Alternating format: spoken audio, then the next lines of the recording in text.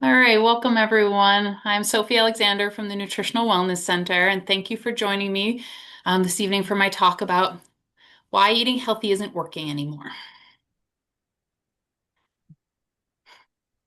So I hear this a lot from clients that people have been working with, and also new folks reaching out for care.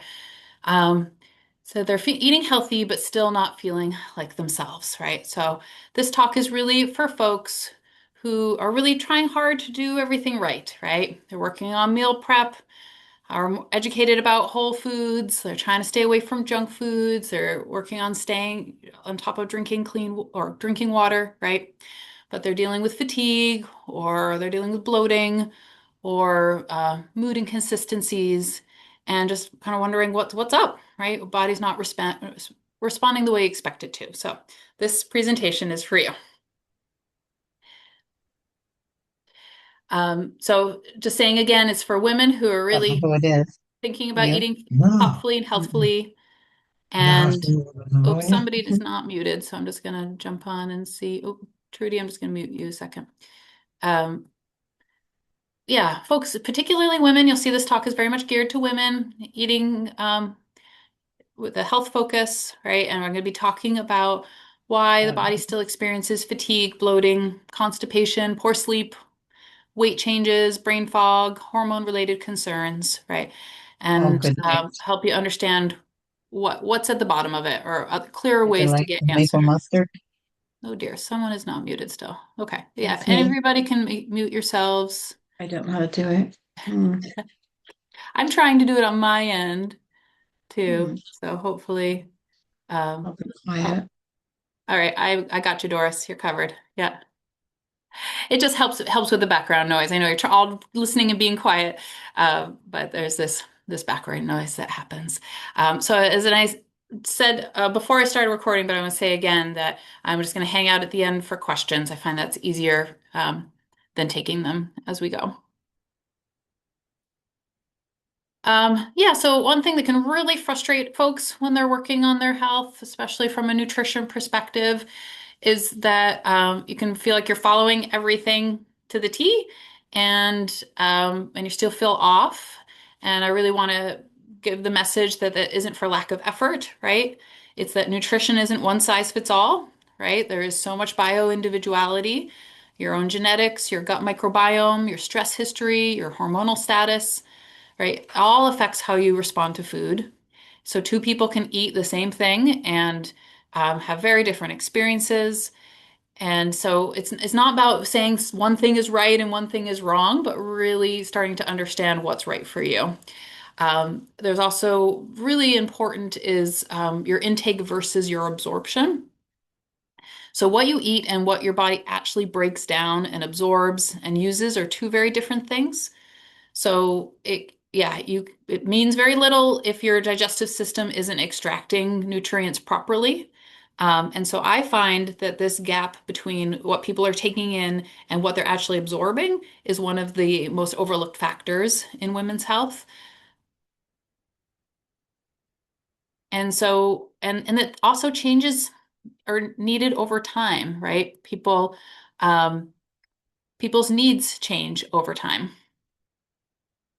So nutritional needs are not static. They shift with age. Again, you see a theme, hormonal changes, stress levels are huge, sleep patterns, seasons of life.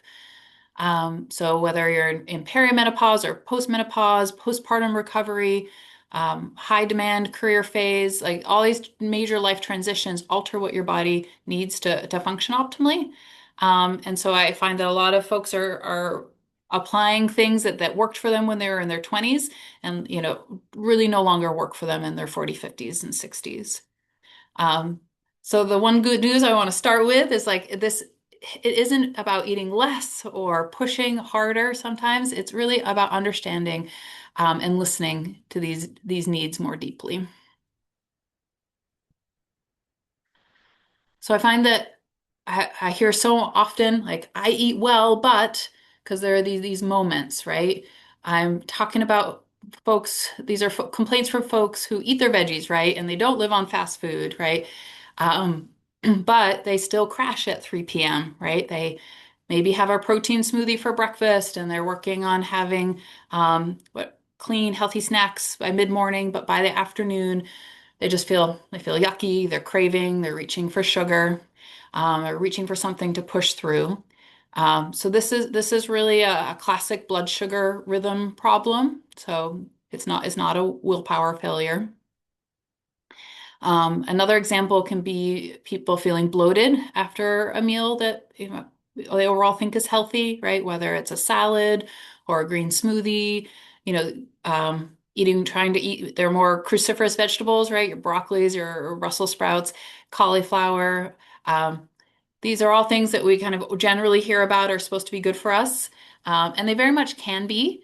But for some people, if their digestive health is struggling, these foods can cause significant bloating, gas, and discomfort. So it's really a major clue about where we gotta have to begin and where we have to back up to support digestion more.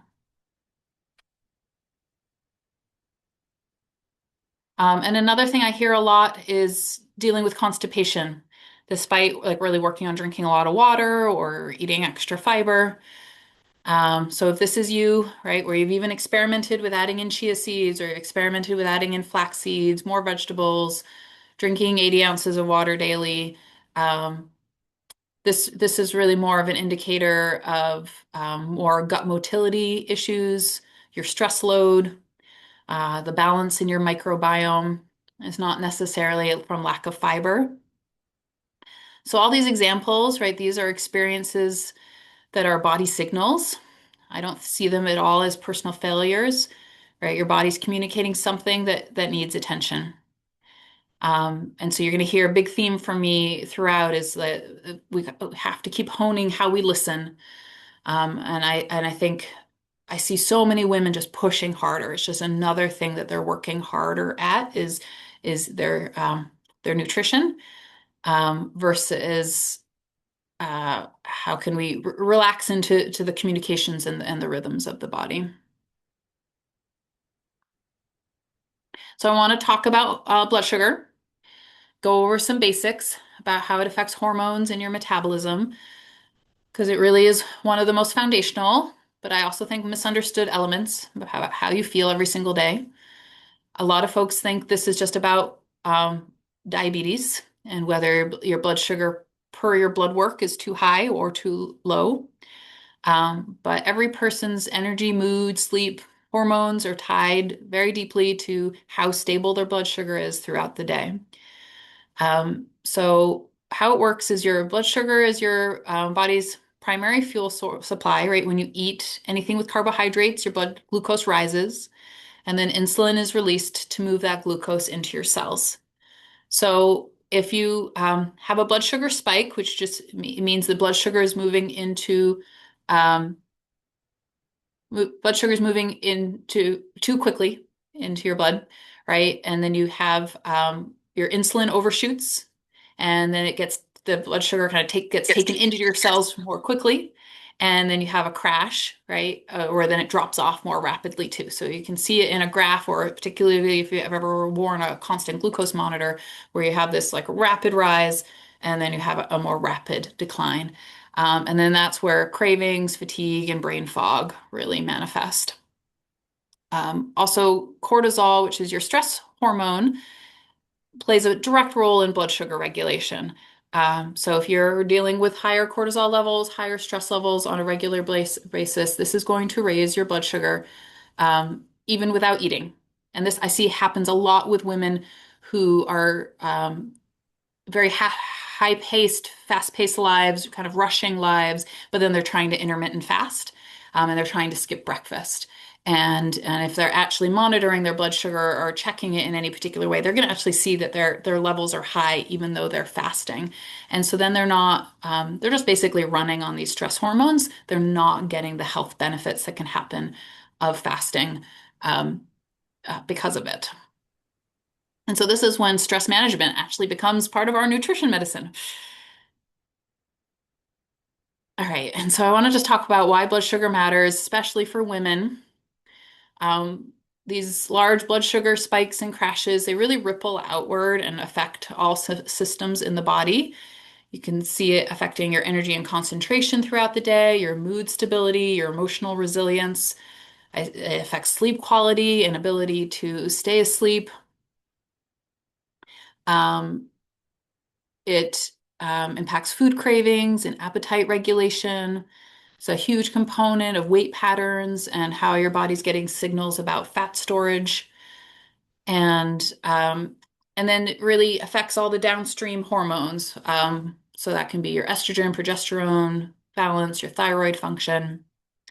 When blood sugar is stable, everything else just has an easier job. Everything else works more smoothly. Things aren't compensating.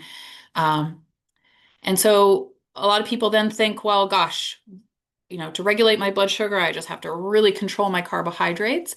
And and I don't think that's the case either. I don't think that means you have to be very, very low carb, only eating green leafy vegetables. Um, the goal is just how do we smooth out the peaks and valleys in blood sugar management so that you are just feeling, yeah, steadier.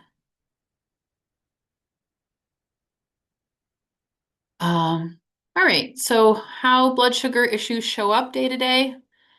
Um, it just shows up as these patterns that we see, right? And and we see that there's a rhythmic disruption to the body. And so I'm going to go through these just for you to see if it shows anything for you during the week, or if this resonates with you. In the morning, you can feel tired, even though you've had enough sleep. You just wake up unrefreshed, groggy, slow to start. Yeah, even if you've really optimized your 7 or 8 hours, this can reflect overnight blood sugar instability, the body releasing cortisol in the early morning hours to raise glucose. It can really be a reflection of how well your liver is turning your glucose storage back into active blood sugar once you're not eating. And just unfortunately, just because you're having these depleted sleep stages, you just feel depleted even before your day started, right? And then there's the pattern that I mentioned earlier of the afternoon energy crash. If you're really seeing around 2 to 4 p.m., your energy drops sharply. This is a classic like post-lunch blood sugar dip, and it's the result of the fact that something you ate earlier caused a spike, right? And then there's that insulin overshoot that I was describing, and then a crash.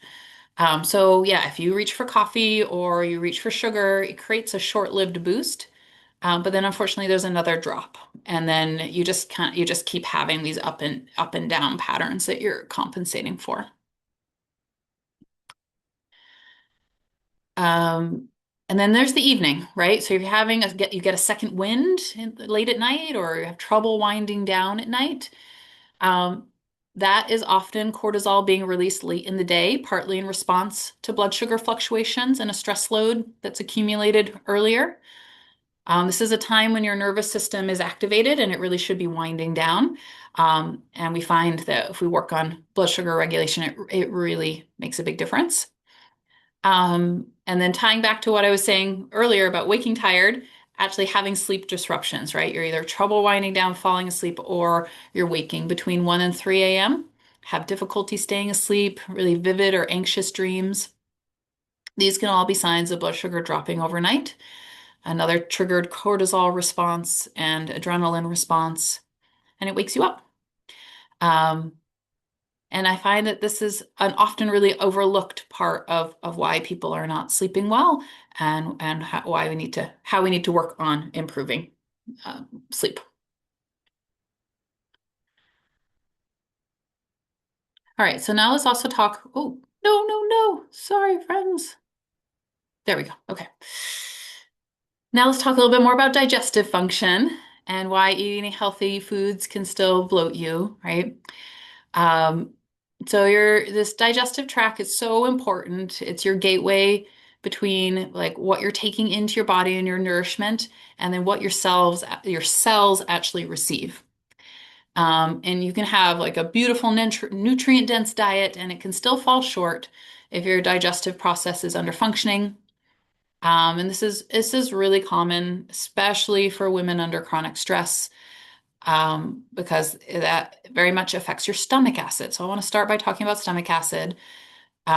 It's the first major player in digestion. And in the stomach, we activate enzymes that particularly break down protein. We help sterilize food from pathogens in the stomach, right? And it's a critical place where absorption of key minerals like iron, zinc, magnesium, and B12 all happen.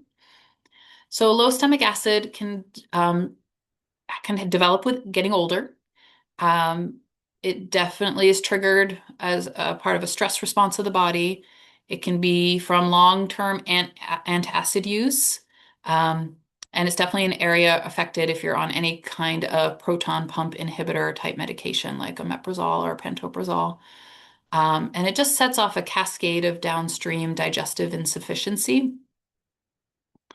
So, and it's something that a lot of people, you might not even have symptoms. You might not have reflux. You might not have these ways that your body's talking to you about your stomach acid being off. And some of the ways we really see it is because people just have downstream like they're taking magnesium, they're not getting the benefits of magnesium, or we're seeing a lot of B vitamin deficiencies.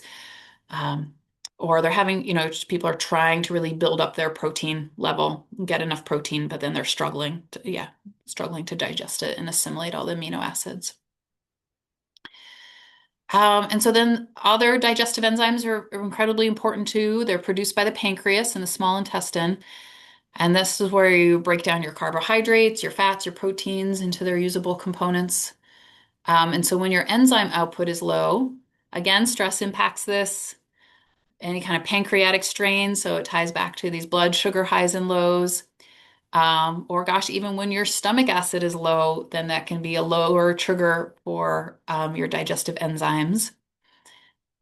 Uh, then you just have food particles passing through partially undigested.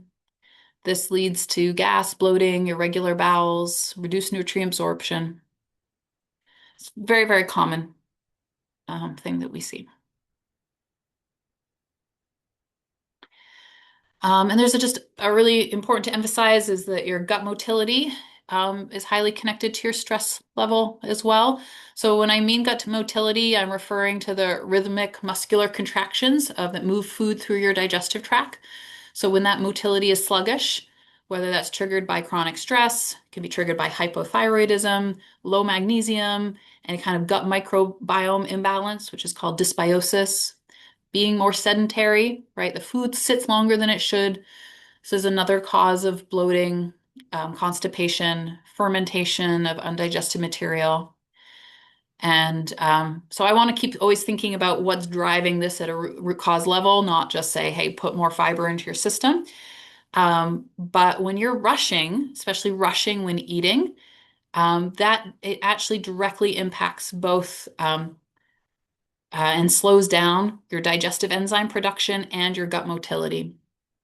And so, oh gosh, so many people telling me they need a fast breakfast because they need a breakfast on the go, or they're not even making time for breakfast, or it's eaten in their car as they're headed somewhere. Um, and you've got to realize that's the first food put in your body at the start of the day, and it's being put in a rushed way where you're not even taking time to properly chew it. And so eating in a calm, seated, unhurried state, it's not just a mindfulness exercise, right? It's really a physiological requirement for good digestion.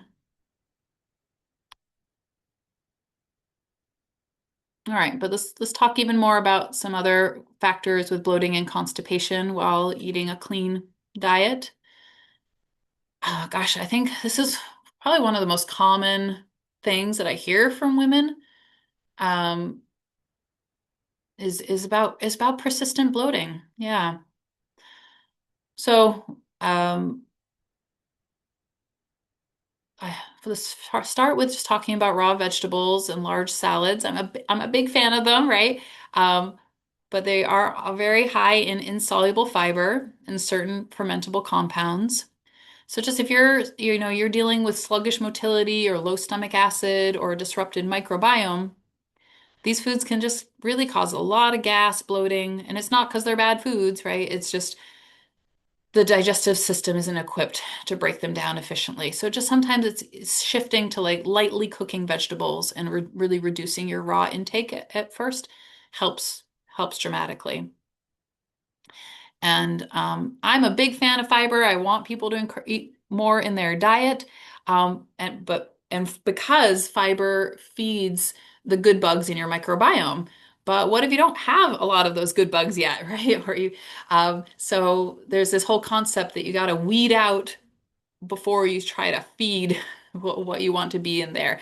And I feel like some people just start backwards with that, and they're just trying to feed the gut with better things.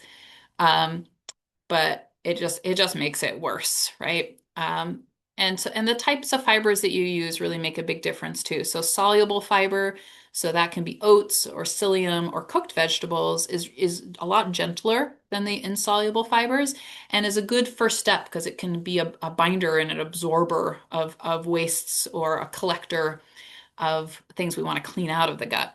Whereas the insoluble fibers are much harder on a struggling gut.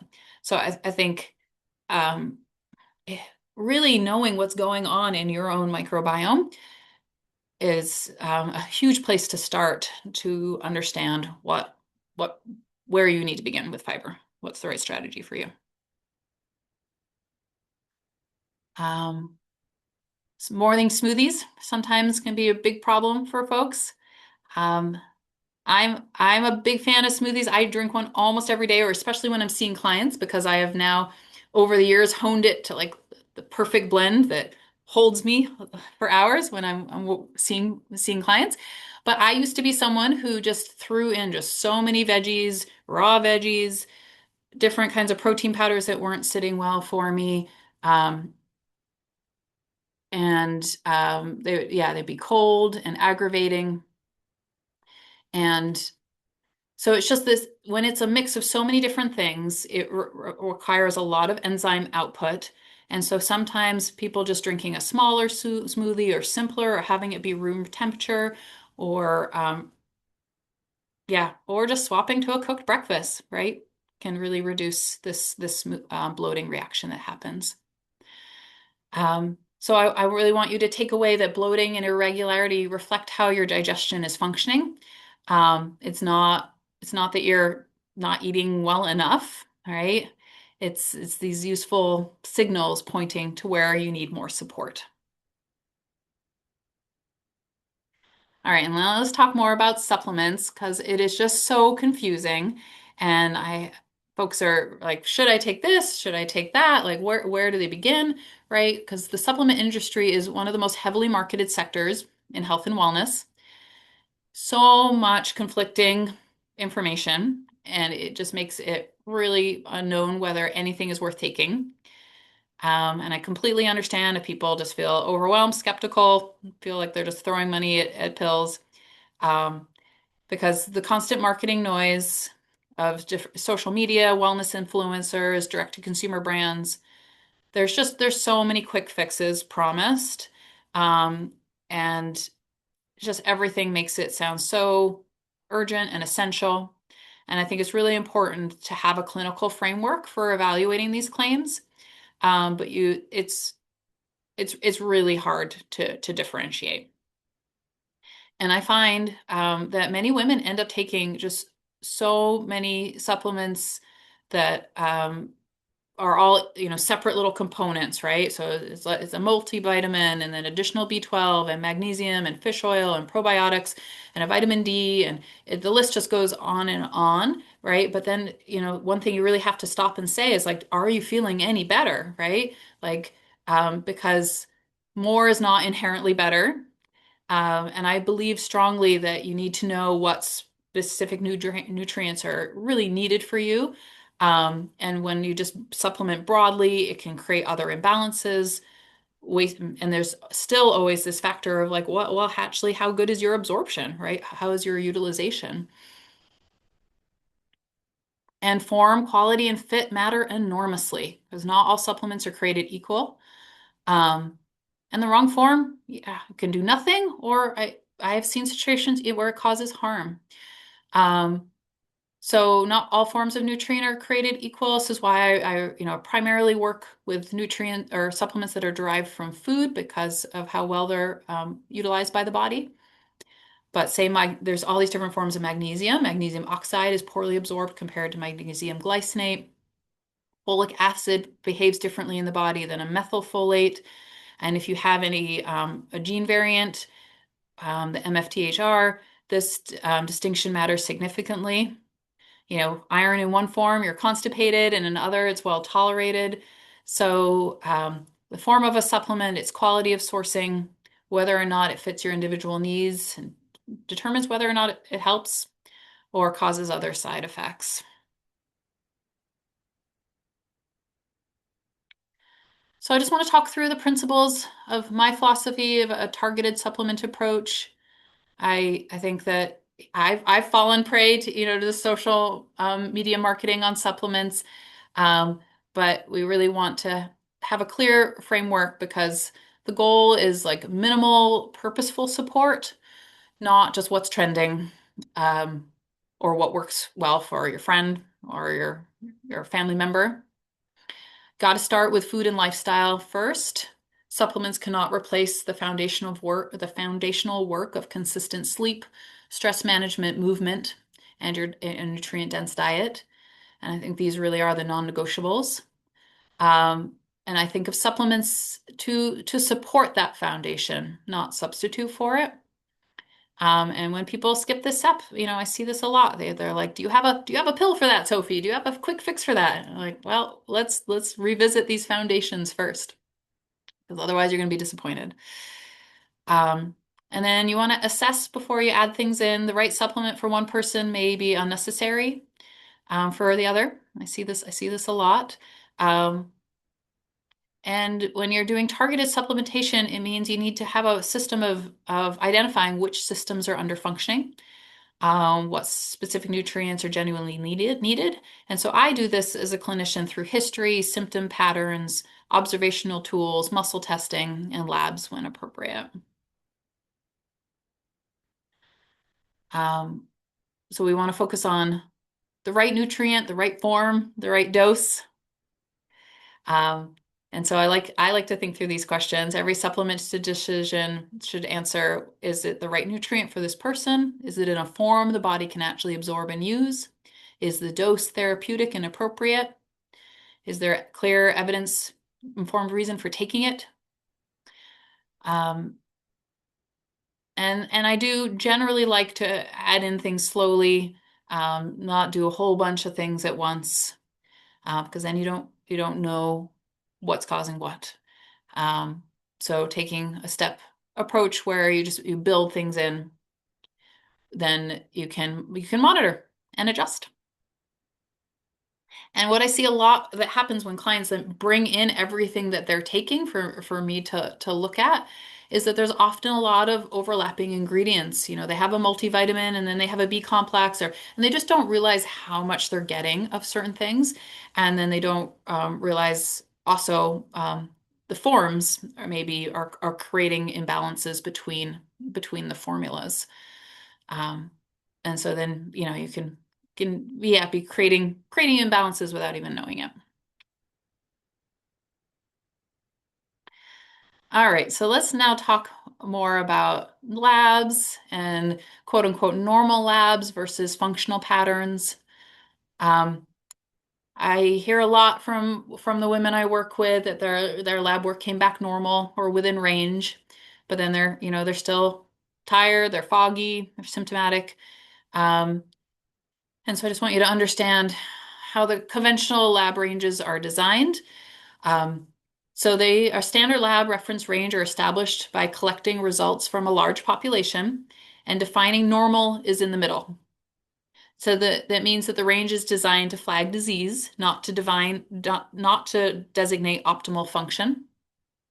So you could be in the bottom 5% of the normal range and be just barely avoiding a diagnosis, and you can still feel really unwell, but you'll be told you're fine, right? Um, and so this is really common when it comes to thyroid numbers too. But so what functional lens adds in is we look at lab results through a narrower, more optimal lens, asking what ranges are associated with people who actually feel well and function at their best, rather than just simply avoiding disease.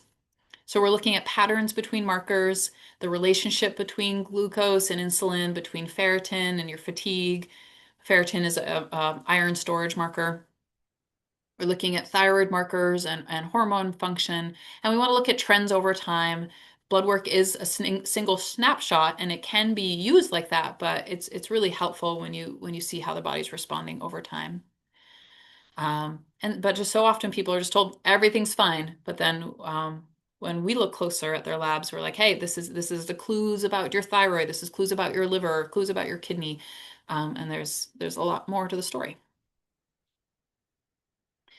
So I just want to go over some common markers that are worth a closer look, because these are ones that are frequently in range, just from conventional medical perspective. But we find that it really can make a big difference if more is done about it. So that's thyroid markers. The TSH, which stands for thyroid stimulating hormone, being in range doesn't always mean that there's optimal T3 conversion, adequate what's called tissue function of your actual thyroid hormones. Ferritin, which I mentioned earlier, is a iron indication of iron storage, right? It can be technically normal, but the person is dealing with fatigue, hair loss, they're really cold intolerant. Um, it means they need a higher storage of iron. Fasting glucose being considered at 95 is normal, but it could be a sign of early insulin resistance and warranting dietary and lifestyle changes. And vitamin D is a big one, especially because our office is in Ithaca, New York. It's in the Northeast.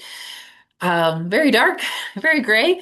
So vitamin D, the doctors will say it's sufficient at 30, but many functional practitioners find that optimal function, the numbers is more between 50 and 80. All right, now I want to talk about some more everyday environmental exposures you might not be aware of. It's a piece that people don't have their attention on so much more because they're really focused on food and might be focused on buying organic food to minimize environmental exposures. But you don't have to live in an industrial area or work in a chemical plant to have a toxic burden, right? These exposures are woven into our daily life that most people don't realize and can play really quietly, have a significant role on hormone balance, um, immune function, and how the body responds to nutrition.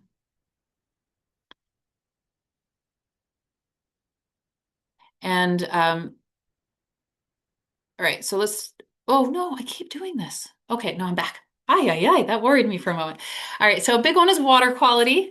Tap water contains chlorine, chloramides, fluoride, agricultural runoff, pharmaceuticals, including synthetic estrogens and progesterones from birth control, can have heavy metals from aging pipes or plastics from aging pipes, disinfection byproducts. So it really varies by location. And just yeah, whether you're on well water, on city water, right? Um, but most water supplies have measurable levels of compounds that have just not been studied for their long-term cumulative effects on health and particularly women's health. Plastics, jeepers, what do I keep doing? Just trying to get my screen to be clear. We see that BPA and just these other plastic associated chemicals really significantly affect women's health because they are what are called xenoestrogens or estrogen mimickers. So they can really contribute to estrogen dominance. And you can get them from, oh gosh, cooking in plastic, storing food in plastic, especially if that plastic can get damaged over time. Um, as I was saying on this page, with receipts and coatings, the thermal paper receipts used in grocery stores and gas stations are frequently coated with BPA. Personal care products are also another source of a lot more environmental chemicals than people realize. Average woman applies 10 to 12 personal care products daily. And that can just, it really adds up. And then they can contain certain synthetic fragrances and preservatives and surfactants. And these are also other xenoestrogens. So I highly recommend as a starting point going to the Environmental Working Group. They have a database called the Skin Deep Database, and you can start seeing if your personal care products are listed there, and you can look at the ingredients and see if it contains any of these compounds. And I'm not trying to scare you with this information, right? I just want you to be aware because I have had clients who, really focus on organic in their diet, and then they're drinking water that's unknowingly drinking water full of chemicals. And it was really when they made that water swap that we started to see their digestion resolve, or the bloating resolve, or their energy come back. So just some practical tools and tips to prioritize switching things over, switching to glass or stainless steel containers. Trying to remove the plastic storage containers. Do not drink out of plastic water bottles. Um, you don't have to do it all at once, but the containers you use the most, and those are exposed to heat, are really an important place to start. Um, and this can really shift your plasticizer exposure in daily meals and in beverages. And I'm just checking the chat real quickly. Oh, yeah. And so Fabiola just posted the EWG website in the chat for you all too. You can see that. And then adding a water filter can be significant, right? You can just start simple, a countertop or under the sink filter that uses an activated carbon or a reverse osmosis filter can remove a substantial proportion of water contaminants. There are so many different systems, and I find that you have to see what works best for your house, for your lifestyle. There are gravity fed filters like Berkey's or pitcher style ones or under the sink ones, or I personally use a distilled water home unit. You just have to find what fits your life and that you're going to use, and then start using it.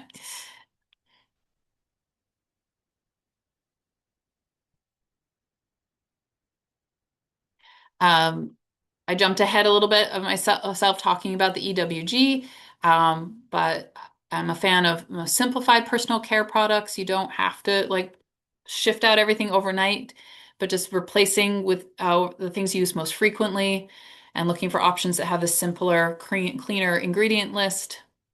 Um, EWG does make it easier to check products that you already own. I highly recommend prioritizing fragrance-free or naturally scented options whenever you can. And just opt for digital receipts if you're given the choice, or tell them thanks, no receipt, don't touch it. Or you're just washing your hands promptly after if you're handling it. Um, yeah, these changes really make they make a surprising difference.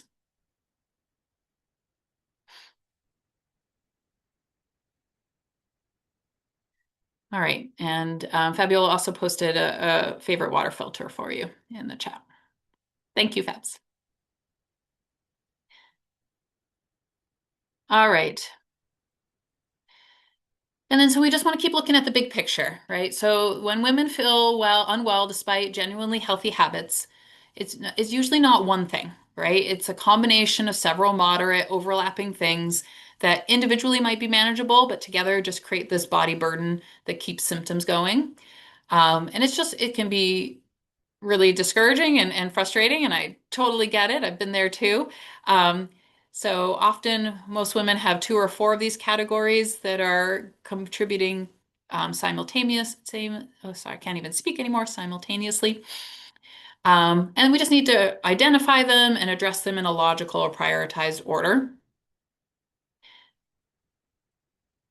So I find that a structured approach works much better than guessing. I think random changes produce random short-lived results.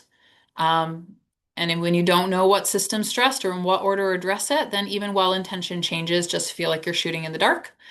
Um, and so it's just not a reflection of your effort or your commitment. It's a reflection of a more personalized map and more data being needed. So with the power of a roadmap, I'm going to share what I see a lot for most women. Have to start with digestion and nutrient absorption because if the gut isn't working, nothing else upstream is going to work properly, receiving the proper nutrients.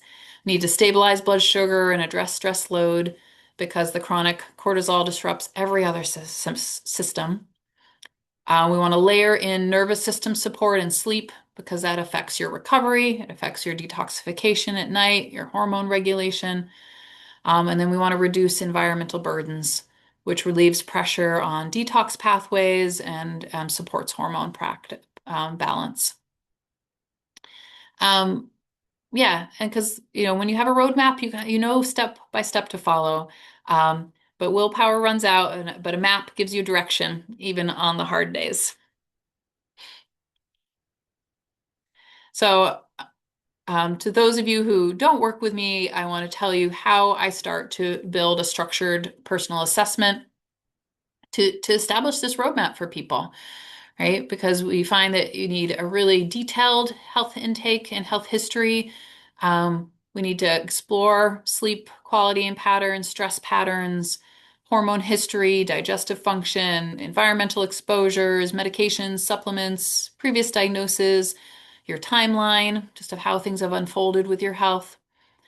Um, and then I use nutrition response testing. It's a non-invasive, non-diagnostic observational assessment tool, right? I use it to evaluate how the body responds to different stressors. It's a form of muscle testing, so it's using the muscle response of the body to get feedback from the nervous system.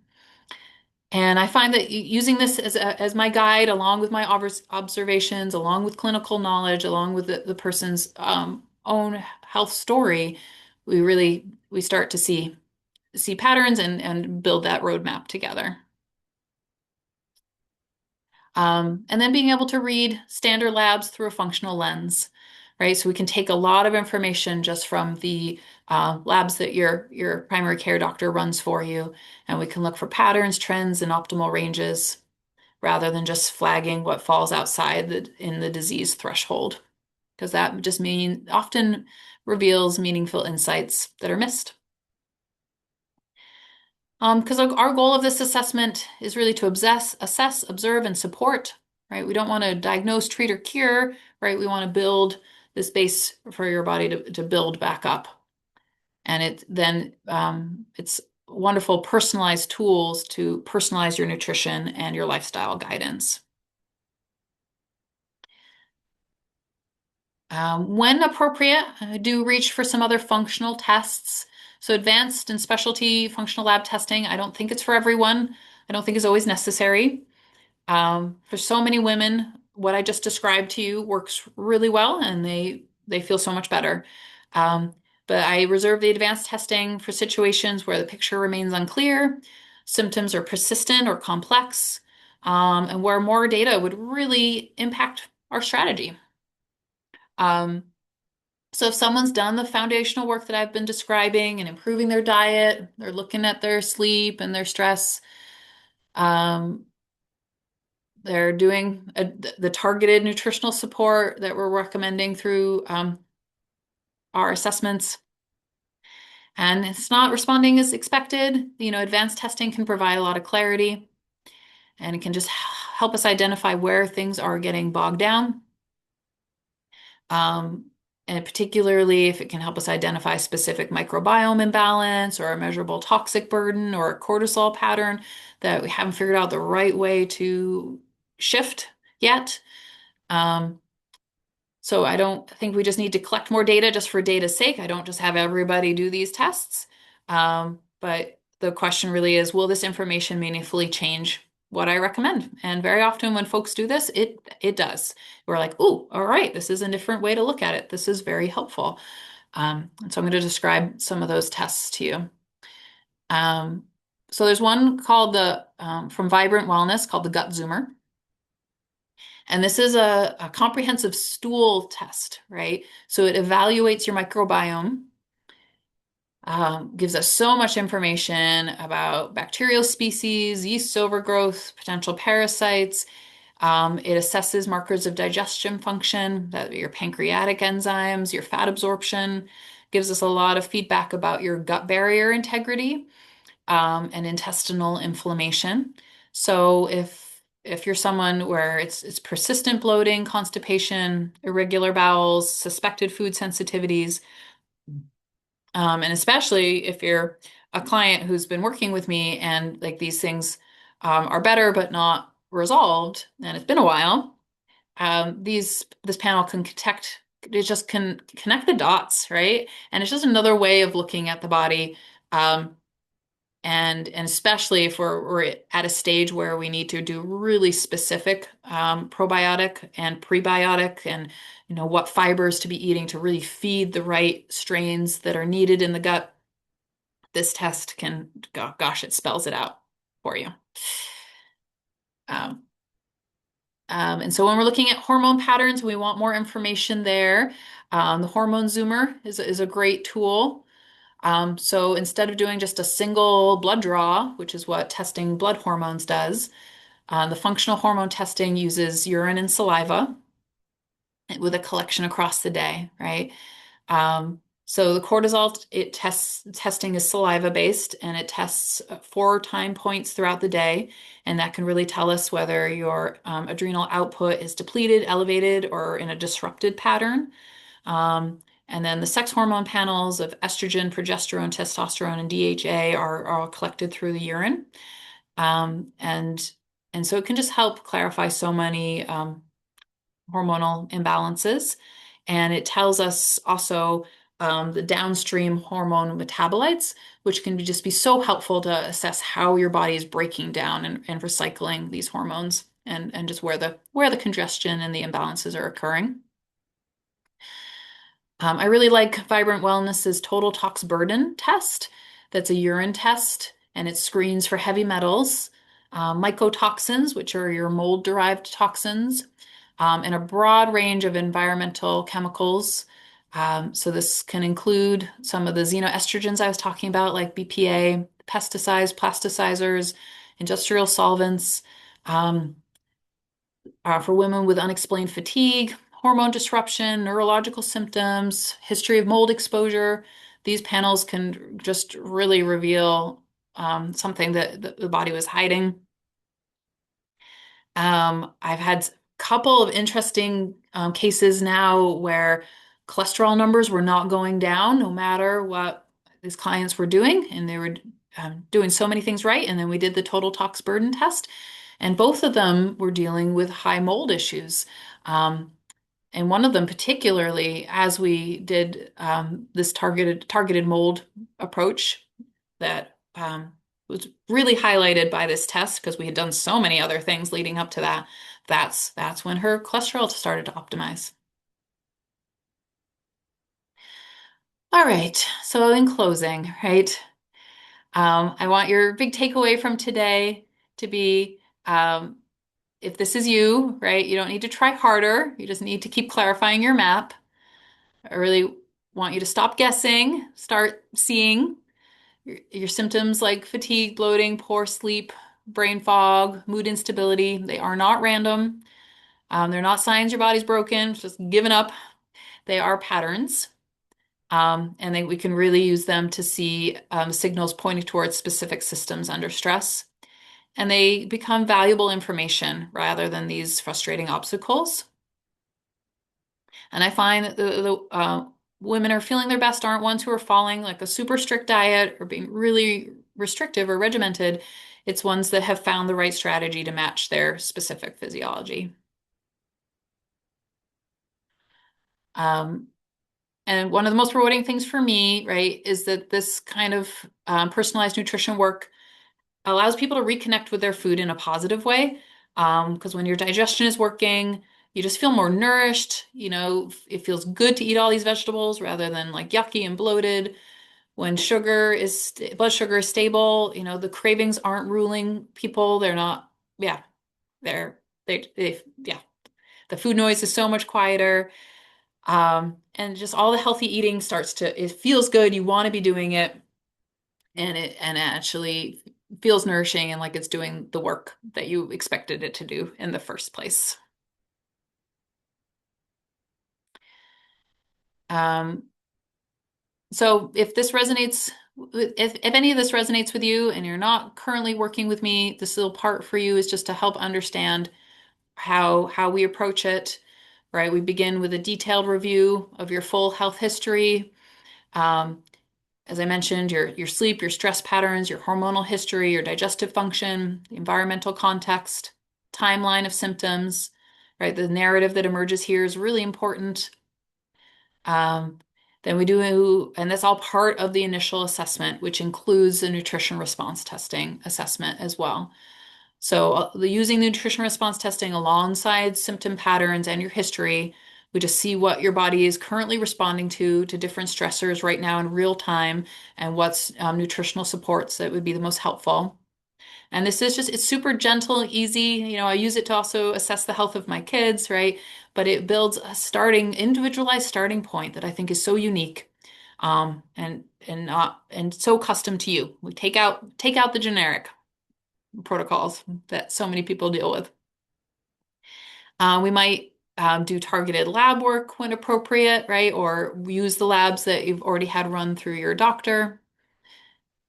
And we just start to build a plan, yeah, for you that addresses the most specific systems that are in need of support in the right order.